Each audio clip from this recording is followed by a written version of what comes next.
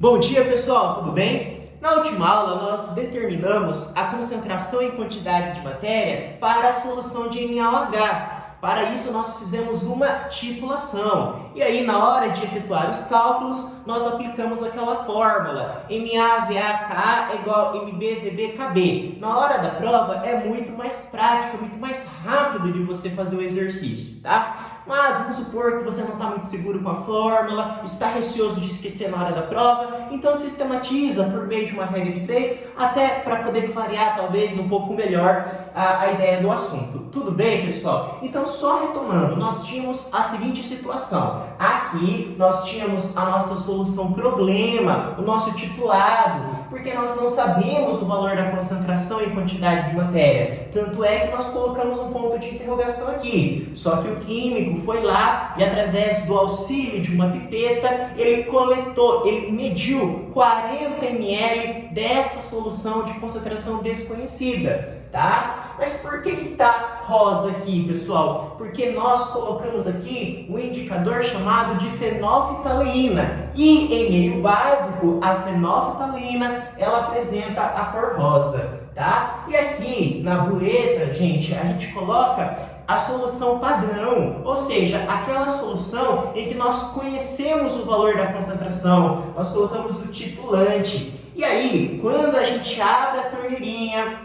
vai começar a gotejar essa solução padrão.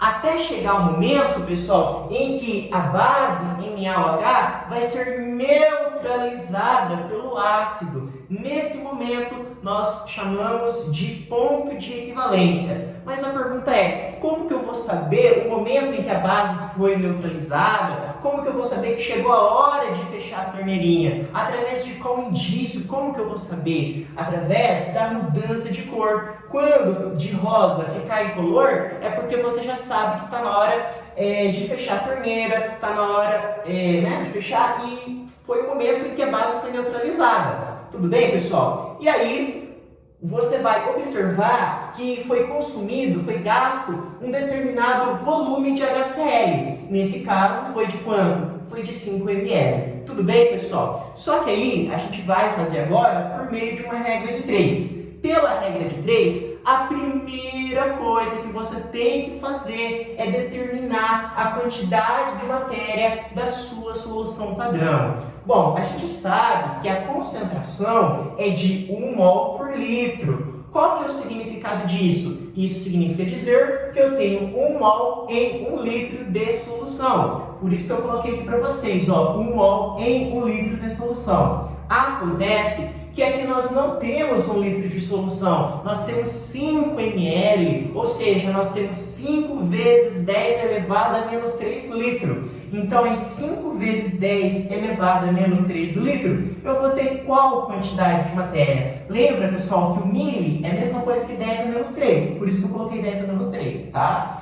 Então, fazendo essa conta, pessoal, nós chegamos à conclusão de que a quantidade de matéria, ou seja, o número de mol existente aqui na bureta, é de quanto, pessoal? É de 5 vezes 10 elevado a menos 3 mol, tá? E depois de ter calculado essa quantidade de matéria, o que eu tenho que fazer? Aí, você tem que calcular a quantidade de matéria, só que agora da sua solução problema. Mas como que eu vou fazer isso? Através da proporção molar, pessoal. Nós temos a reação do ácido clorídrico, HCl, com o hidróxido de sódio, NaOH. Isso vai formar, por conseguinte, um sal, cloreto de sódio, e o que, pessoal? Água. Professor, como que eu cheguei aqui em NaCl, em água? Bom, pessoal, olha só, aqui em HCl eu tenho H+, tenho Cl-. Aqui no NaOH eu tenho Na+, e eu tenho OH-. Os opostos se atraem, ou seja, o H+ vai ser atraído pelo OH- e o Cl- vai ser atraído pelo Na+. Perceba que nós temos dois pares. Vamos olhar para esse primeiro par aqui. Primeiro você coloca o positivo, depois você coloca o negativo. Quem que é o positivo? Na+, por isso que eu coloquei Na+.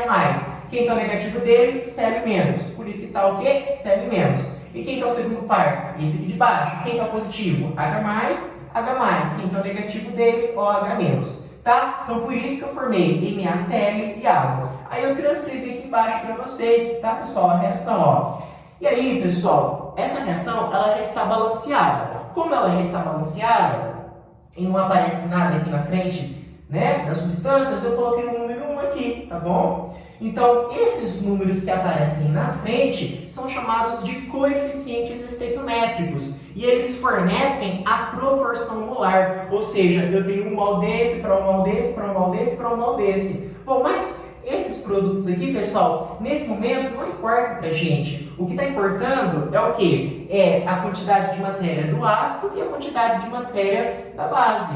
Ou seja, o número de mol do ácido e o número de mol da base. Então, eu tenho 1 mol do ácido para 1 mol da base. Tá? Só que a gente acabou de calcular a quantidade de matéria do ácido, que é de quanto? De 5 vezes 10 elevado a menos 3. Por isso que embaixo desse mol eu coloquei 5 vezes 10 elevado a menos 3. Como a proporção é de 1 para 1, se aqui eu tenho 5 vezes 10 elevado a menos 3 mol do ácido, eu vou ter quanto da base? Eu vou ter também 5 vezes 10 elevado a menos 3. Se a proporção fosse de 1 para 2, opa, duplicou, dobrou. Então, se eu tenho 5 vezes 10 menos 3, eu teria quanto da base? Eu teria o dobro. Eu teria 10 vezes 10 elevado a menos 3. Entenderam? Mas não é o caso, é só para a gente entender a questão da proporção. Bom, então, primeiro passo, determinar a quantidade de matéria aqui na nossa solução padrão. Nós calculamos,